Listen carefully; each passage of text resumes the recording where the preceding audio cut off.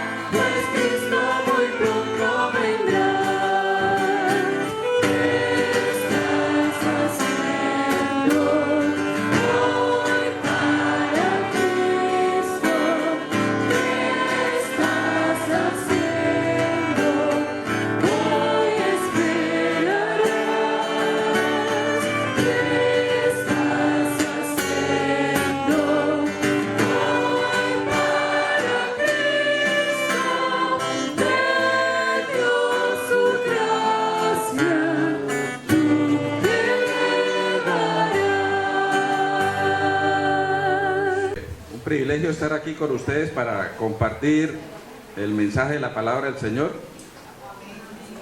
El tema de hoy se denomina las pequeñas zorras que nos impiden ser salvos.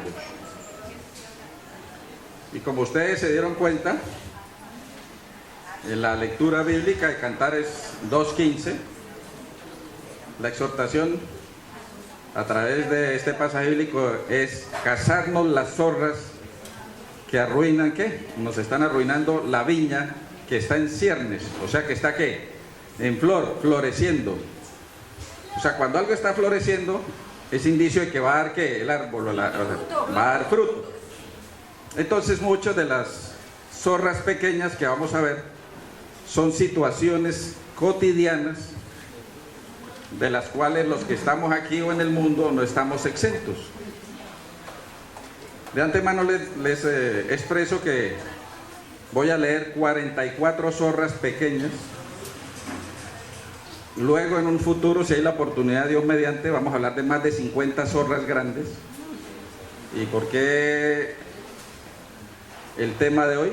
Porque muchos de los que estamos aquí, incluido este servidor, si no identifico las zorras pequeñas, echan al daño al traste con mi salvación. Entonces, es fundamental tener una introspección cada uno de nosotros, porque yo traigo 44 que les voy a nombrar, no les voy a hablar de todas, pero yo voy a dejar el material con el pastor y el hermano de la iglesia para que lo puedan compartir por vía WhatsApp o correo electrónico y lo puedan replicar, porque el evangelio se trata de recibir y compartir. Si hablamos de las zorras, también les dicen raposas, y las zorras pertenecen a la familia de los lobos, los chacales, los perros, y hay zorras pequeñas y hay zorras grandes. Las zorras grandes y las pequeñas se alimentan de insectos, se alimentan de animalitos como roedores y se alimentan también de ciertos frutos y vegetales. La característica de que hace diferente una zorra pequeña de una zorra grande es básicamente su tamaño, en el sentido de que una zorra grande entra a un viñedo y no necesita saltar tanto y coge la fruta, pero una zorra pequeña, a pesar de que es ágil para saltar, no alcanza el fruto, y entonces ¿qué es lo que hace? Se come el tallo de la planta o la raíz, escarba para dañarla ahí. Y entonces muchas de las cosas que nos están ocurriendo nos están socavando y no nos damos cuenta. Las zorras son unos animales muy ágiles, muy veloces, muy astutos. Y recuerda que el Señor nos dijo que nos mandaba en Mateo 10:16, nos mandaba en medio de lobos, de peligros, para que nosotros fuésemos ¿qué? Astutos, como la serpiente. La astucia no es pecado, sino que es una herramienta en la cual el enemigo, la serpiente astuta, engañó a Eva. Pero a nosotros el Señor nos exhorta que la astucia la debemos utilizar para podernos defender contra las acechanzas del enemigo y sobrellevar cualquier circunstancia adversa de la vida. Entonces la zorra tiene la característica de cómo salta y es ágil, se puede saltar fácilmente mallas, vallas, vallados, muros pequeños, o incluso es tan astuta que a veces cava y se mete. Entonces, de ahí que la comparación de lo de la zorra con sus características y cómo va a influir en nuestra perdición. De por sí, por las características de los zorros, de la astucia, la agilidad y en los daños que hacía, en la Edad Media, los zorros eran identificados como sinónimo del diablo, de Satanás. Entonces nosotros tenemos que, a la luz de lo que vamos a hacer discernimiento, el Señor nos va a hablar a través de su palabra, tener nosotros la precaución de identificar y poner alrededor nuestro ¿qué? Fortalezas. Así como el diablo pone fortalezas alrededor nuestro, nosotros tenemos que también fortalecernos para evitar que esas zorras pequeñas nos invadan. Y para tener un contexto de qué significa la palabra viña, vamos a responder con la palabra del Señor. ¿Qué es lo que la zorra pequeña va a dañar? Va a dañar la viña. Perdón, capítulo 5, Isaías 5, capítulo 5, versículo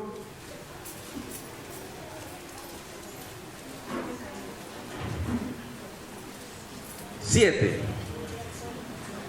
Ciertamente la viña de Jehová de los ejércitos es ¿qué? Es la casa de Israel, y los hombres de Judá planta deliciosa suya. Entonces, en este momento, ¿quién es la viña del Señor? Nosotros, que somos el Israel espiritual, no el Israel literal, sino el Israel espiritual. Entonces la pequeña zorra quiere venir a dañar cualquiera de nosotros que estemos dentro de la viña. Vámonos a mirar un pasaje del Nuevo Testamento que dé también contexto de que nosotros somos viña del Señor. Vámonos al libro de 1 Corintios capítulo 3, versículo 9.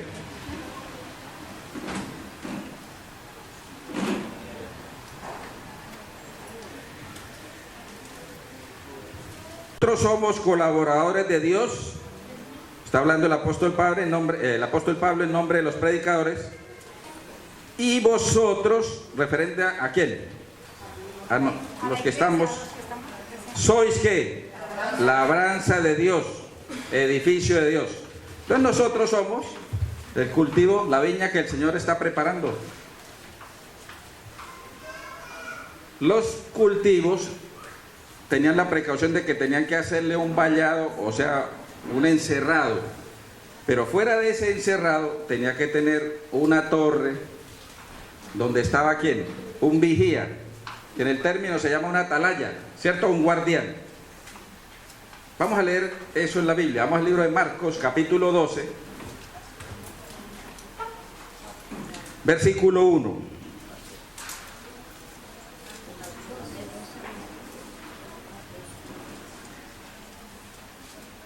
Entonces comenzó Jesús a decirles por parábolas: un hombre plantó una viña, la cercó de vallado, cavó un lugar, edificó una torre y la arrendó a unos labradores y se fue lejos.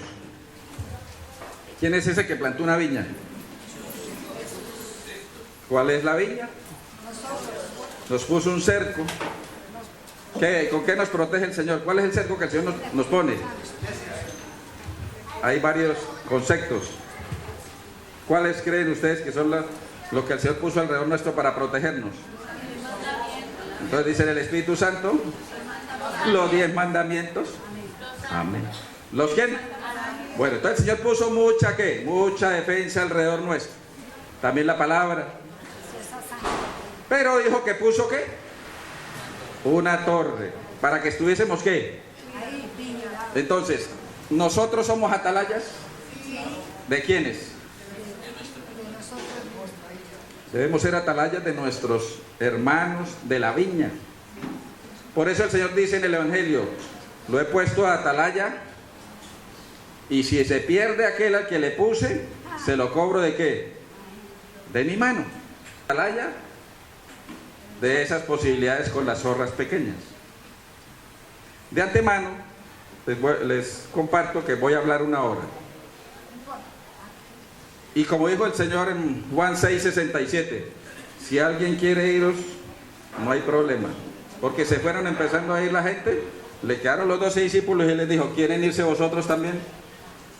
Entonces, por eso, porque estamos muy mirando la hora, y entonces la palabra del Señor dice en Lucas 5:1: aconteció que estando Jesús a las orillas del lago Genesaret, la gente se agolpaba sobre él. ¿Para qué? ¿Para oír qué? Palabra de Dios. Entonces vamos a oír palabra de Dios. No vamos a hacer un discurso humano ni nada, sino que la misma Biblia nos hable. Entonces, para mirar el impacto que tiene una pequeña cosa, por eso una pequeña zorra que la vemos como insignificante, para ver cómo puede producir en el transcurso del tiempo cosas magnificentes, pero a la vez destructoras, y que echan al traste con todo lo que hemos hecho en una vida de perfeccionamiento cristiano. Para poner un ejemplo, si tenemos una piscina llena, digamos una piscina olímpica de 50 metros por 25, la llené de leche recién ordeñada y le echo una gotita de limón, ¿qué dice? ¿Se corta la leche o no? Una pequeña cosa, toda la destrucción que hace. Eso es lo que hace una zorra pequeña. Para mirar cómo crece un detalle insignificante, recuerda, el Señor dijo que ¿cuál es la pequeña semilla de todas? ¿Cuál es la más pequeña de las semillas? Pero luego cuando crece, ¿qué? Un árbol frondoso que sirve ¿de qué? De nido, de sombra, ¿cierto? Eso es una pequeña zorra, una pequeña circunstancia de la vida, pero que luego va creciendo y no nos damos cuenta. ¿Y qué pasa? Pasa como los mandamientos. Con Dios es todo o nada. Pero nosotros a veces con una zorra pequeña nos volvemos ¿qué? Tibios. ¿Y qué le pasa a los tibios? Son vomitados de la vida. Ponemos otro ejemplo pequeño. Está este cuarto que está todo pintado de blanco en forma bonita, y llega alguien, le pinta ahí un puntito negro. Cuando llega la gente, ¿en qué es lo que primero se fija? ¿Deja de ser negro por ser pequeñito? No, así pasa con la zorra pequeña. Por ser pequeña no deja de ser pecado. Y nosotros todavía jugando con mentiras blandas, mentiras piadosas, etcétera. Esas son pequeñas zorras que nosotros nos queremos el cuento que es para salvaguardar a las personas o las instituciones, al pastor, a los dirigentes, a los hermanos, y estamos congraciándonos con una zorra pequeña que al final nos va a volver insensibles al pecado y entonces cosas mayores va a haber. Entonces, en este contexto es que es el llamado a atención. Este es un sermón de amonestación para que podamos nosotros hacer una introspección en qué carácter estamos nosotros de vida espiritual con respecto a estas zorras pequeñas. Van dándose cuenta, le van dando razón cada vez más al pasaje de Mateo 22:14, porque muchos los llamados, cuando usted se va dando cuenta que cada uno tiene zorras pequeñas que entraron, no se dio nadie cuenta, pero están socavando en nuestro interior, haciendo madriguera y perdidos nosotros y no sabemos. Vamos a darle un contexto para la falsa seguridad que tenemos. Vamos al libro de Eclesiastés, capítulo 7, versículo 20.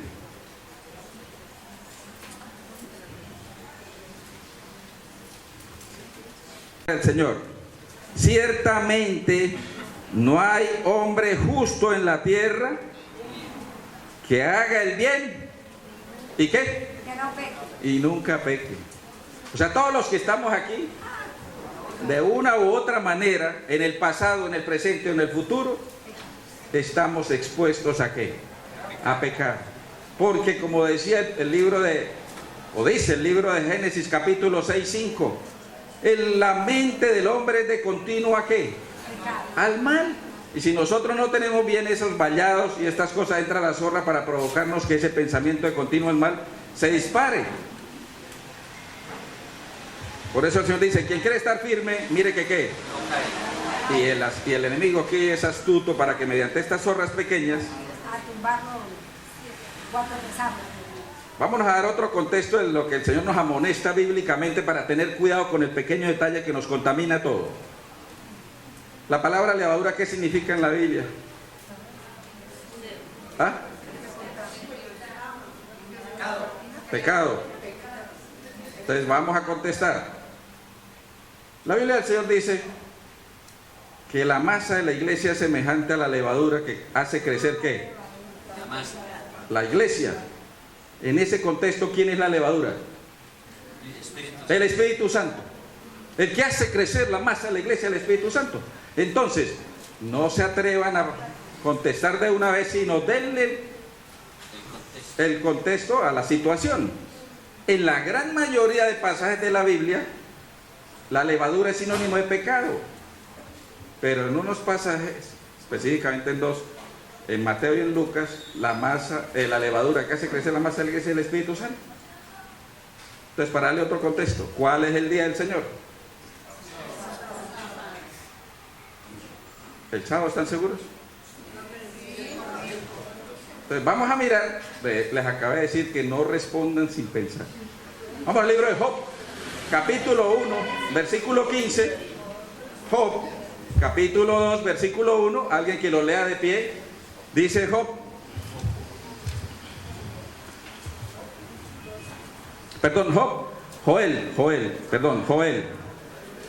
Joel.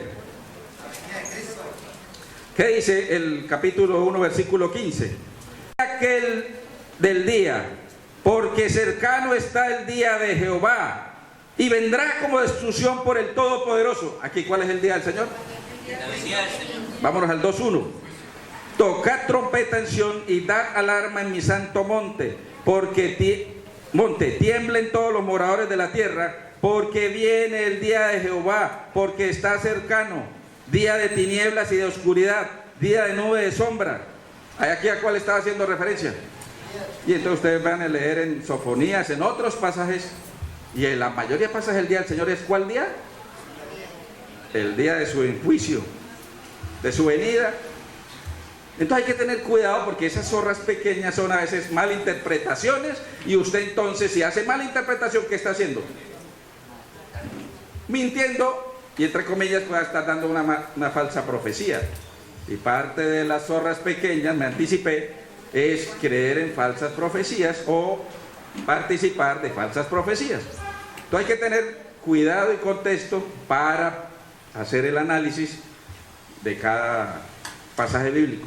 Ahora sí, entonces vamos a mirar cómo la levadura, en este caso sí, hace daño, como una zorra pequeña puede destruir toda nuestra vida espiritual. Vamos al libro de Primera de Corintios, capítulo 5, versículos 6 y 7. A vuestra jactancia, ¿no sabéis que un poco de levadura leuda qué? Entonces así pasa con una zorra pequeña. Una pequeña zorra hace que nosotros empecemos a contaminarnos y de esta manera ¿qué? Nos perdamos. Entonces, voy a leerles primero las 44 zorras que llevo identificadas, porque como hay todavía algunas ocultas en el tiempo, seguiré escarbando y buscando. Las voy a leer primero y luego vamos a ver unas más preponderantes por razones de tiempo. Primera zorra pequeña. El pasaje más leído de la Biblia, ¿cuál creen que es? A lo largo de la historia. Deuteronomio, capítulo 5, Deuteronomio 6, del 5 al 9. Ese es el pasaje más leído. Y esa es la primera zorra. No declarar, leer los 10 mandamientos diariamente. Esa es la primera zorra. ¿Ustedes creen en los 10 mandamientos? Es el fundamento de nosotros como cristianos. La primera zorra, no declarar diariamente los mandamientos cuando te levantes o cuando ¿qué? Te acuestes. Ahorita más adelante lo vamos a ver en detalle. Entonces, primera zorra, no leer los 10 mandamientos diariamente. Muchos de los que están aquí no los leyeron hoy, ni anoche, ni antenoche. Primera zorra, y ahí es un mandato de Dios.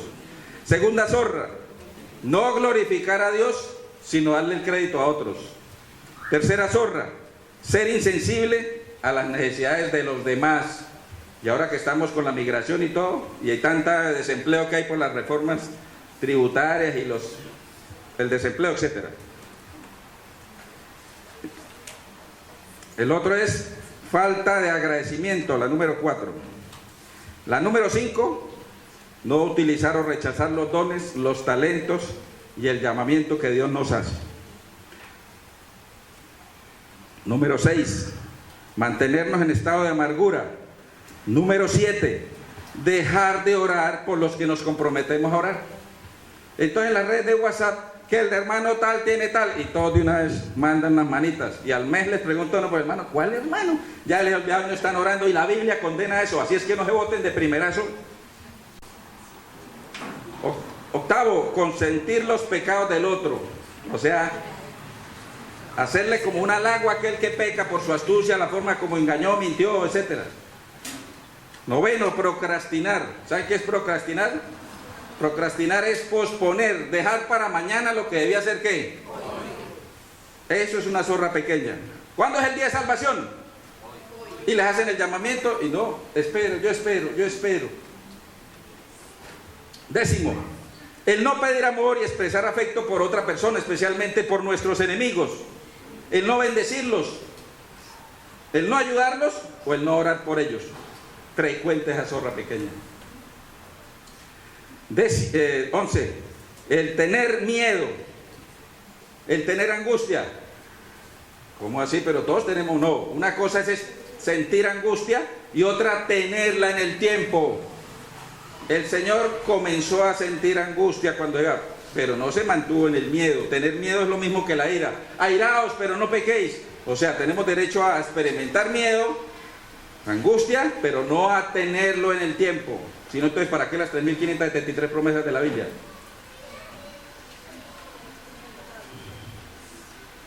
12, el desánimo. ¿Estás siempre qué? Gozosos, pero nosotros andamos siempre desanimados. 13, gozarnos de la tragedia de nuestros enemigos. 14, la usura. 15, la indisciplina. El no disciplinar o mantenernos en disciplina es una zorra pequeña. Las burlas. 17, oprimir al pobre, al necesitado. 18, la impaciencia. 19, ser hipócritas. 20, la jactancia, la autosuficiencia. 21, juzgar. 22, chismosear. 23, difamar. 24, criticar, murmurar. 25, menospreciar a los demás. 26, descuido espiritual por pereza o por los afanes de este mundo. 27, creer en falsas profecías o predicarlas. 28, deseos de venganza. 29, amenazar a los demás. 30, extorsión o calumnia. 31, murmurar de los demás. 32, amor al dinero. 33, falta de fe. 34, incredulidad. 35, prometer y no cumplir. 36, utilizar pesas y medidas que usted no calibra, así sea de buena intención. Si usted no calibra su balanza, sus tensiómetros, sus termómetros, etcétera, le mete miedo a los demás, y eso no es de buena intención, sino descuido, negligencia. 37, orar sin estar completamente o genuinamente arrepentido. 38, jurar en vano. Orgullo, soberbia, altivez y arrogancia. Envidias, avaricias, iras, lujurias, embriaguez y gula, pereza. Ahí tienen las 44. ¿Por qué nombro esas de envidia, lujuria? Porque aquí no nos, entre comillas, disciplinan por esos aspectos. Entonces nos parecen como triviales, como que no pasa nada. Entonces por eso es que las meto ahí en esas zorras pequeñas, porque nos hacen insensibles, porque nadie nos amonesta. Y resulta, segunda de Timoteo 3:16, ¿para qué es la palabra del Señor? ¿Es para qué? Instruir, redarguir, disciplinar, amonestar, educar, lo que ustedes quieran. ¿Para que todo hombre sea qué? Perfecto. ¿Para qué? Para toda qué? Buena obra. Entonces este sermón pretende que nosotros vayamos amonestándonos unos a otros, porque ustedes tienen que ser multiplicadores de esto. No somos perfectos, pero estamos en el proceso de perfeccionamiento para que mediante este testimonio de la palabra podamos ir amonestando a los demás. Entonces arrancamos con la primera. ¿Cuál fue que dijimos la primera? Vamos a leer rápidamente entonces el libro de Deuteronomio, capítulo 6, versículos 5 al 9. Oye Israel, Jehová nuestro Dios, Jehová es uno. Y amarás a Jehová tu Dios de todo tu corazón y de toda tu alma y con todas tus fuerzas. O sea, una declaración suprema, exclusiva en ese momento. Y estas palabras que yo te mando hoy estarán sobre tu corazón. ¿Cuáles son estas palabras? Si ustedes leen el capítulo 5 de Deuteronomio, ahí que se está promulgando otra vez la ley de Dios, ¿cierto? Acabaron de darnos la ley de Dios, entonces ahí dice, estas palabras, o sea, la ley de Dios, estarán sobre tu corazón. Y viene aquí la amonestación. Y las repetirás a tus hijos, y hablarás de ellas, estando en tu casa, y andando por el camino. ¿Y al qué? Y al acostarte. ¿Y cuándo? Y las atarás como una señal en tu mano, y estarán como frontales entre tus ojos, y las escribirás en los postes de tu casa y en tus puertas. Si yo dijera cuántos esta mañana leyeron la ley de Dios, los 10 mandamientos, los contaríamos con cuántos. Anoche cuando se acostaron, esa es una zorra pequeña. Entonces, de aquí en adelante, sensibilícense. Por razones de tiempo, generalmente yo antes de empezar el sermón, hago que la congregación se ponga de pie y repasamos los 10 mandamientos. ¿Y por qué tiene que ponerse la congregación de pie? Porque la ley es ¿qué? Santa, perfecta, justa. Y por ser santa tenemos que en ese momento los 10 sentidos y colocándonos de pie. Entonces, primera zorra. ¿Hemos caído algunos en esa pequeña zorra? Como somos cristianos y obedecemos los mandamientos, suficiente. Pero no, aquí el Señor ordena. Segunda zorra. No glorificar a Dios sino a otros. Primera de Corintios 10:31 dice que todo lo que yo haga, todo lo que yo diga, todo lo que yo coma, la forma como me visto, etcétera, ¿es para qué? Para honra y gloria de ¿quién? Y vamos a ver esta pequeña zorra que tanto nos ha impregnado en los noticieros, en los escritos de la iglesia,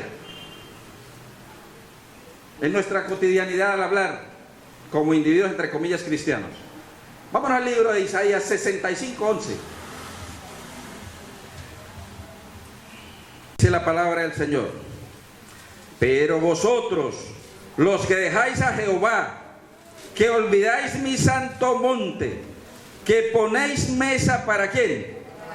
Ahí está en letra mayúscula, lo cual implica que es un nombre propio, para la fortuna. Y suministráis libaciones para ¿quién? ¿Está con mayúscula? Es otro nombre propio. Estos dos dioses, fortuna y destino, son los dioses de la suerte. Ustedes buscan la versión Dios habla hoy, le da otros dos nombres, pero son en el contexto de los dioses de la suerte. Y entonces ustedes van a encontrar que, por ejemplo, allí hay un atraco y rápidamente llegó la policía. Entonces, ¿qué dicen? Afortunadamente llegó la policía. Cuando usted dice afortunadamente llegó la policía, ¿a quién le están dando los méritos? ¿Al Dios qué? Fortuna. ¿Cómo deberíamos decir? Gracias a Dios. Gracias a Dios por la bendición del Señor, por la misericordia de Jehová, etcétera, lo que quieran. Pero denle los méritos de lo que ocurre a quién. Y entonces ustedes van a escuchar en los noticieros: afortunadamente no llovió más, ya tal.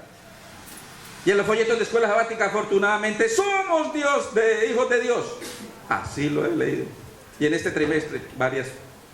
Entonces, cuando decimos hubo el atraco, no vino nadie, entonces ¿qué decimos? Desafortunadamente no vino la policía. ¿De qué nos estamos lamentando? De que no vino el Dios Fortuna. Infortunadamente es lo mismo, que no estuvo el Dios Fortuna. Es igual de apologético de pecado hablar de que estuvo o no estuvo. Entonces, ¿cómo debemos decir? Lamentablemente no llegó la policía, tristemente, infelizmente, hasta desgraciadamente se vale, porque no tuvieron la gracia y la protección, pero no decir desgraciadamente, infortunadamente. Entonces, en la forma de hablar, nosotros estamos cometiendo zorras pequeñas. Rápidamente, adivine quién vino a predicar. Adivine. Si el Señor condenaba a los adivinos y nosotros volviéndolo a ustedes adivinos. Me encanta como el coro hizo el especial. Me encanta. Si los encantamientos y los encantadores son abominación a Dios, debemos decir: me agrada, me gusta, me satisface, me da felicidad, me da gozo, me da regocijo, etc. Hay muchas cosas para decir y no ir en contravía. Palabras necias. Palabras necias son las que no construyen. Y de toda palabra ociosa que digáis seréis sometido ¿a qué?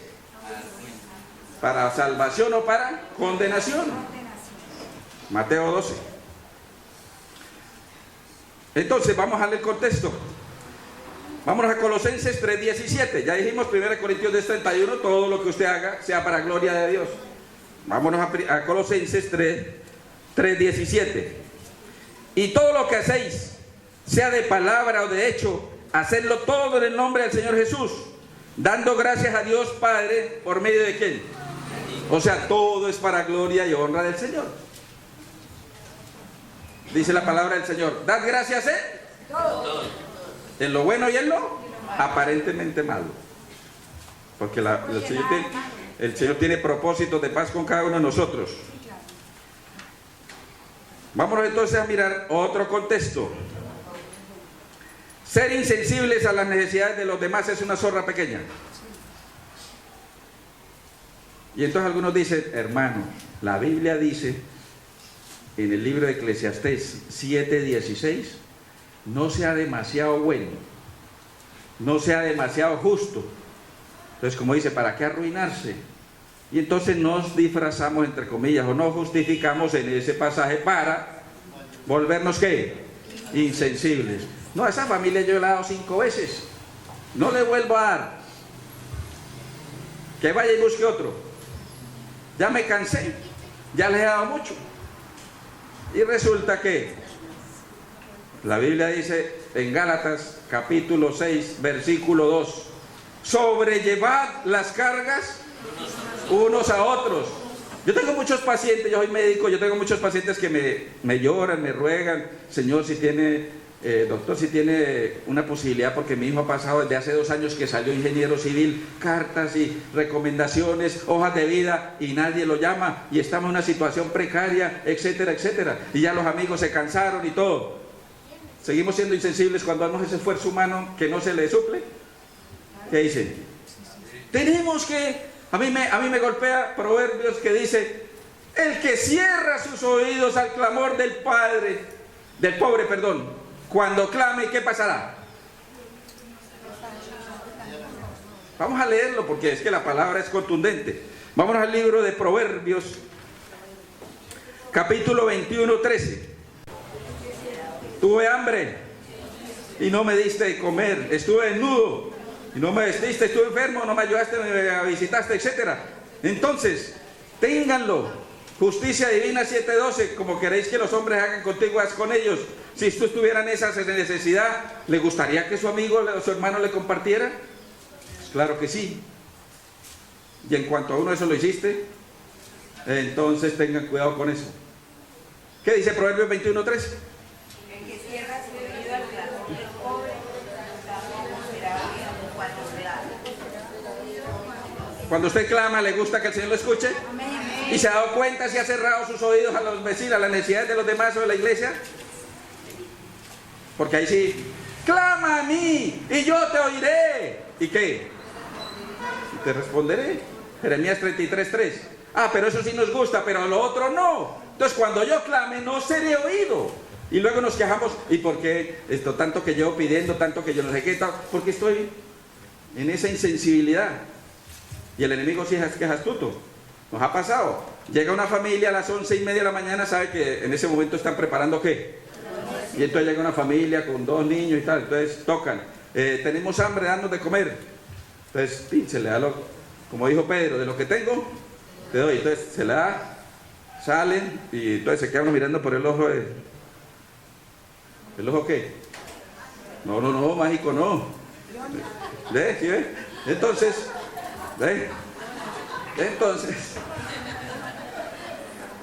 vemos que botan la comida. A los 15 minutos viene otra familia de iguales características y dice, tenemos hambre. ¿Qué piensan ustedes? Y entonces no le dan. El diablo es astuto, por eso el diablo nos manda la carnada antes para que nosotros generalicemos. Y resulta que el que viene de segundo, ese sí tiene la necesidad. Y nosotros decimos no. Y luego el Señor no la apunta. Entonces, ¿cuál es la estrategia? Otra zorra pequeña. Ustedes ya pidieron hoy bautismo del Espíritu Santo. Diariamente ustedes piden bautismo del Espíritu Santo. Porque diariamente se renuevan las misericordias del Señor. Por eso el Señor dice, no dejéis apagar el Espíritu Santo. Primera Tesalonicenses capítulo 5 dice, no deje apagar el Espíritu Santo, porque si se apaga es que se acaba, se agota, y todos los días tan pronto usted se levante, tiene que pedir la unción del Santo Espíritu para que pueda tener discernimiento de cada situación. Entonces en la primera, el Señor le va a decir, primero compártales el Evangelio, haga un contacto misionero, antes de darle su solución material, denle la solución espiritual, de tal manera que si usted los conmueve y su conciencia los domina, reciben el alimento y no lo botan. Pero si yo no hago eso, entonces el Espíritu Santo no me da el discernimiento. Y ambas familias podrían haberse sentido satisfechas con el pan espiritual y con el pan físico. Entonces, sean sensibles a las necesidades de los demás. Mis hijos me han enseñado que la definición de servicio es identificar las necesidades de los demás y en la medida que yo tenga recursos, dinero o tiempo, solucionárselas. Yo no tengo que esperar a que me digan tengo hambre. Yo tengo que identificar quiénes tienen hambre, quiénes tienen necesidades. Eso me lo ha enseñado el Señor a través de mis hijos. Entonces tenemos que ser prestos a ser sensibles a los demás.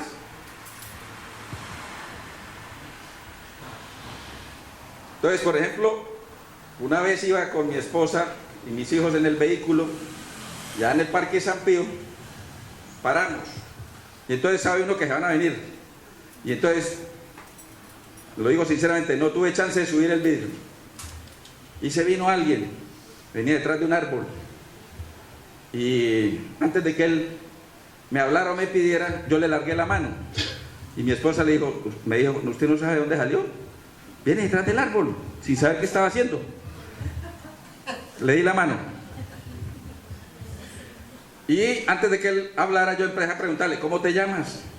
¿De dónde eres? ¿Tienes hijos? ¿Eres casado? ¿Tus padres están vivos? ¿Tienes hermanos? 40 segundos que más o menos duran. Y el individuo me respondía, pero empezó a llorar. Y a mí me conmueve llorar a alguien de necesidad. Y yo lloré. Entonces yo le dije, ¿por qué lloras? Dijo, porque en 20 años que llevo en las calles, usted es la única persona que me ha hecho sentir persona. Usted se interesó quién soy, por qué estoy en esta condición, etcétera, etcétera, etcétera. Y eso lo llenó a él más que yo le hubiera dado 100,000 pesos.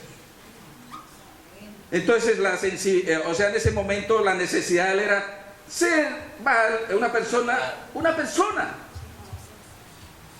¿Cuántos de los que estamos aquí somos dignos ante Dios? No lo sabemos, puede que 1 o 2 ante Dios. Pero ¿cuántos somos dignos para Dios? Todos. Por eso retan a su venida, esperando que cuántos se salven. Entonces, seamos sensibles a las necesidades de los demás. Trata a alguien. De lo que tengo te doy. Tengo una palabra de fortaleza espiritual, compártela. Pare más adelantico, llámelo esto. Y ya si tiene los recursos, invítelo a algo, pero compártale ese Dios que está en usted. Parte de nuestra insensibilidad es no ser reflejo del carácter del Señor. No hemos crecido en Cristo, porque no estamos rindiendo fruto de bondad, misericordia, compasión, justicia, dominio propio, etc.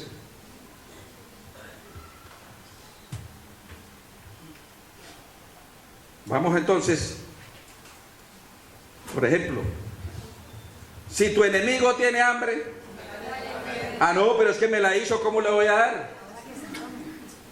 No estamos sensibles a las necesidades de los demás. Si tu enemigo tiene sed, dale cianuro.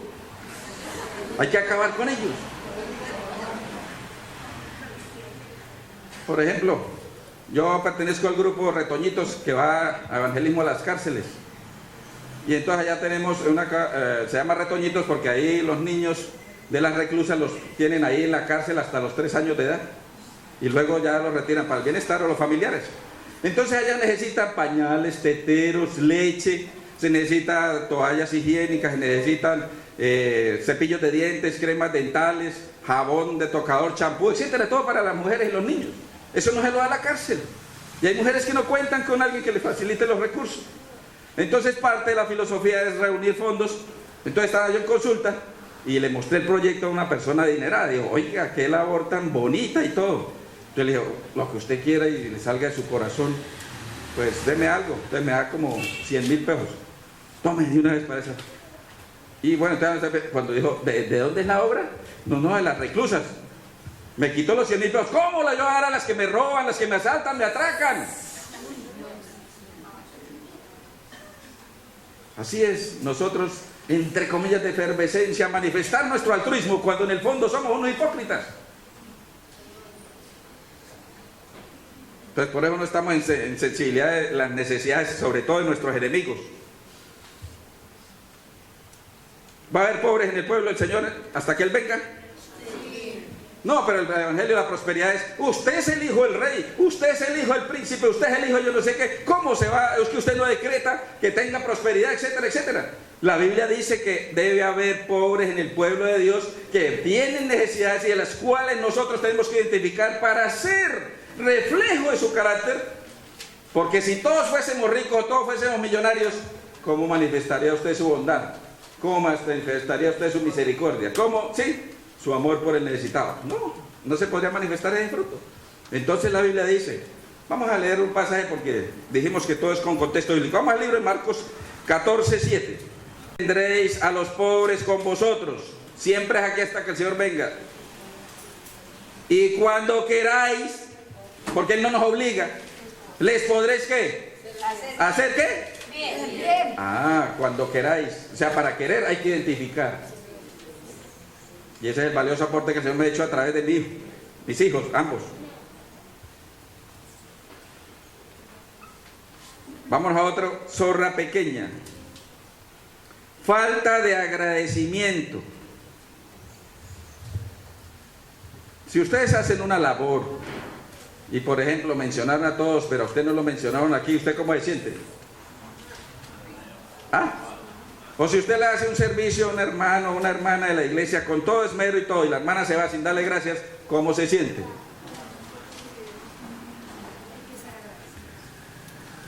Los matrimonios tienen un problema cuando hacen los votos en el altar.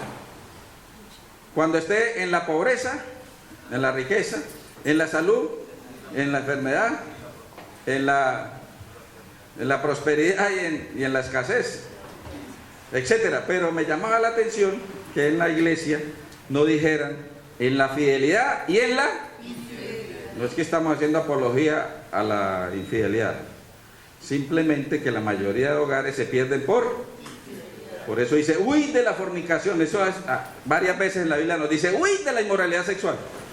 Entonces no nos hacen una especie de compromiso vital de perdonar. Entonces el perdón no está implícito en los votos. Y entonces tiene un contexto de que se fundamenta mucho en el esperar del otro. Entonces un pastor de mi iglesia le hice la observación, entonces empezó: José, ¿qué espera de su esposa? Fidelidad. ¿Qué más? Abnegación, respeto, ¿qué más? Acompañamiento, ¿qué más? Todo lo que ustedes quieren. Y el pastor le dice: pues no espere nada. Y eso es bíblico. Lucas 6:35 dice, Lucas 6:35 dice: no espere nada de nadie.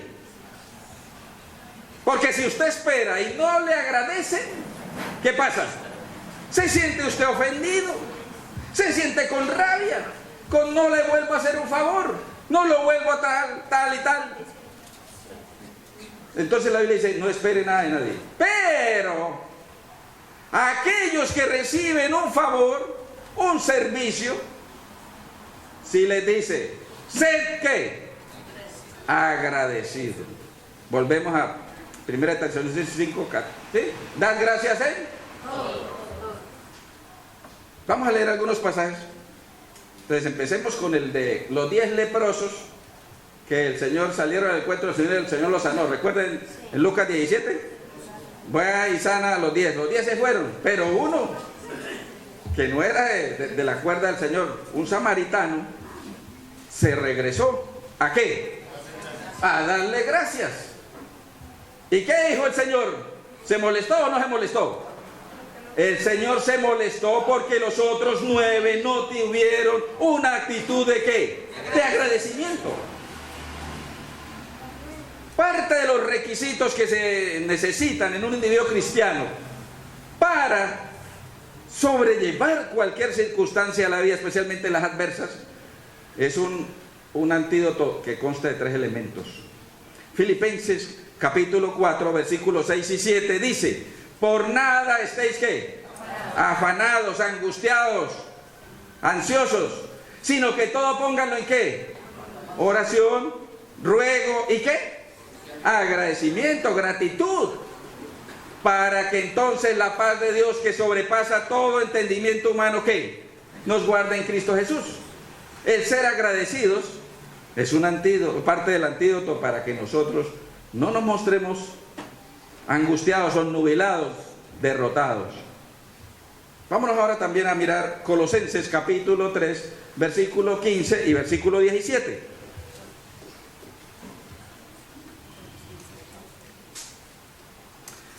Y la paz de Dios gobierne en vuestros corazones. ¿Sí ve que la paz va de la mano del agradecimiento?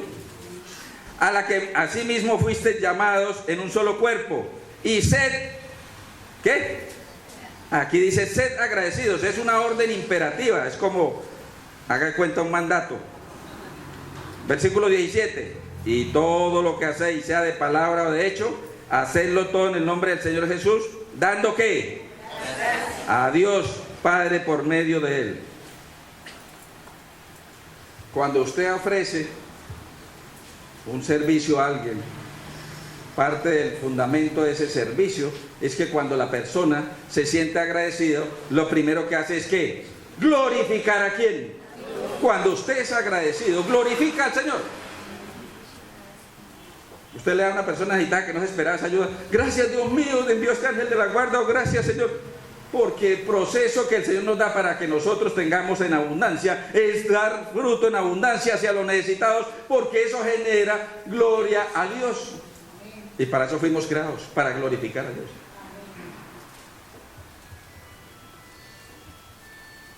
Entonces, vámonos ahora a otra zorra pequeña. No utilizar o rechazar los dones, los talentos y el llamamiento que Dios nos hace. ¿Quién nos escoge a nosotros? ¿Nosotros escogemos a Dios o Dios nos escoge a nosotros? A ver, un pasaje bíblico, Juan 6:44. Juan 6:44 dice que el Señor nos escoge a nosotros.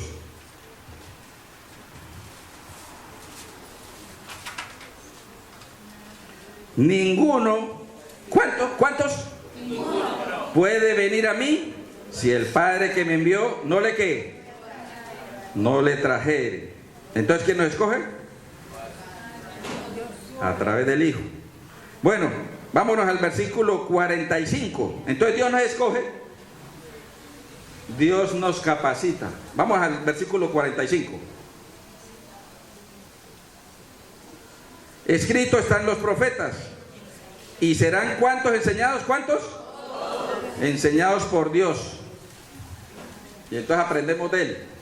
Entonces, cuando estamos ahorita que están en la Junta de Nombramientos, algunos van a decir, no, yo no sé de eso, yo no soy capaz y todo.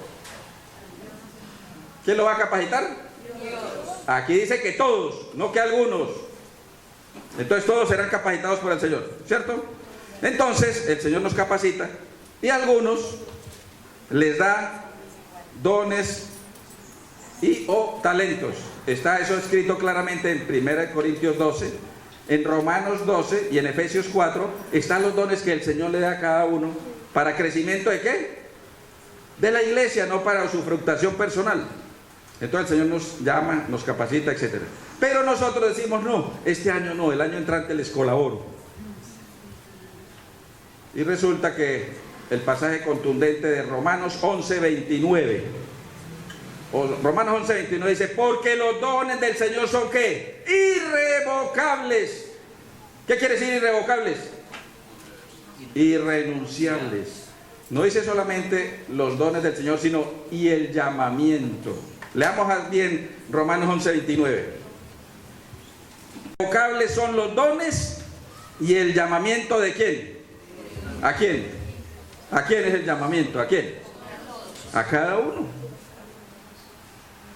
No se les olvide eso para que cuando estén en la Junta de Nombramientos no pongan a excusarse.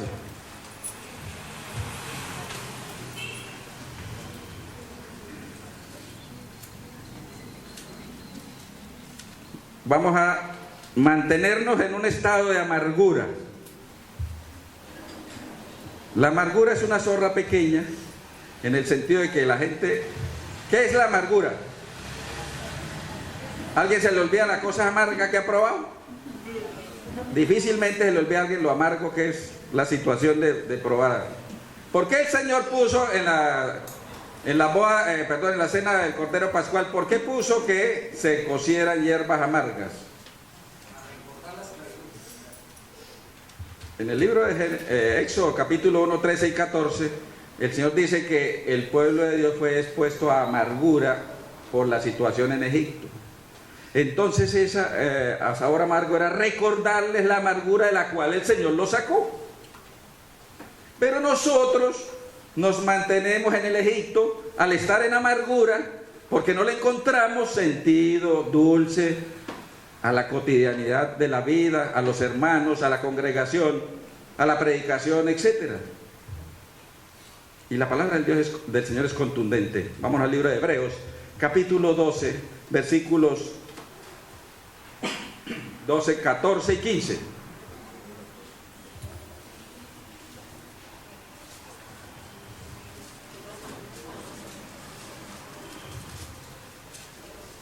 Hebreos 12, 14 y 15. Seguid la paz con ¿cuántos? Con todos. No, pero yo la sigo con 99.990 y no con 1. Ese 1 es el puntito negro en la pared.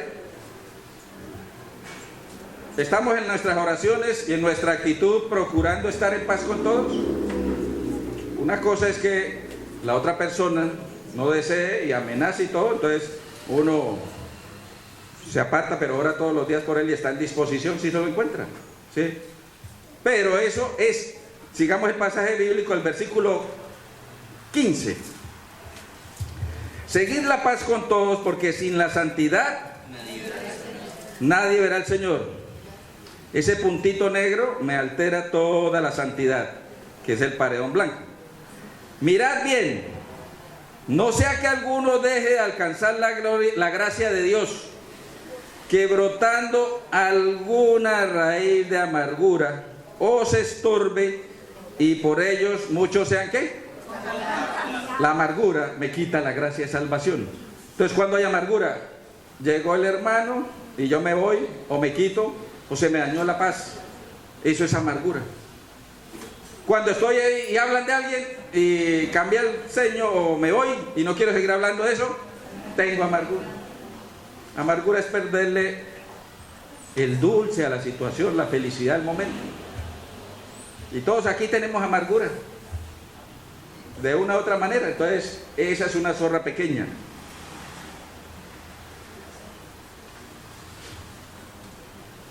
Entonces, vámonos a otra zorra pequeña. Dejar de orar por los que nos comprometemos a orar. Vámonos al libro de 1 Samuel, capítulo 12, versículo 23. 1 Samuel 12, 23. Dice la palabra del Señor: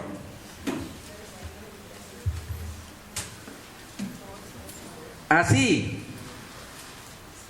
que lejos sea de mí que peque yo contra Jehová, cesando de rogar por... Hermanos, no se les olvide este pasaje. Cuando se comprometan a orar por alguien, como dice el libro de Eclesiastés, es mejor no que no prometer.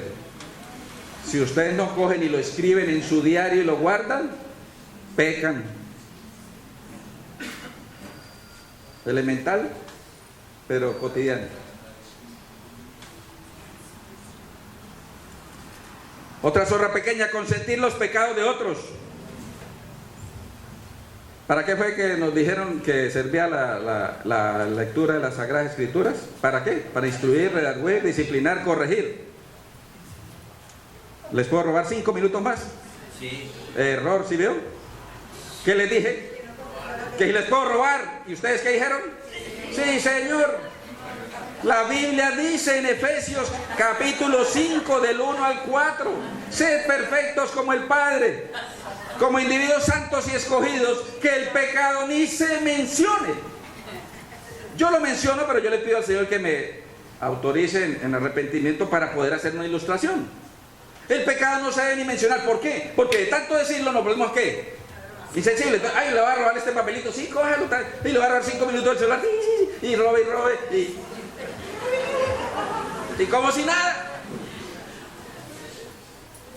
Entonces, cuando yo le digo sí al otro, estoy patrocinándole. Pues, alguien debía haber separado al predicador. Señor, usted no está hablando aquí de robar. La Biblia dice que no hay que robar. Con gallardía. Reprenda. Entonces yo le puedo decir, no, es que es una manera. Bueno, listo, pero tenían que haberlo hecho alguien. ¿Sí? Entonces eso es consentir el pecado. Alguien hace una trampa, una estafa.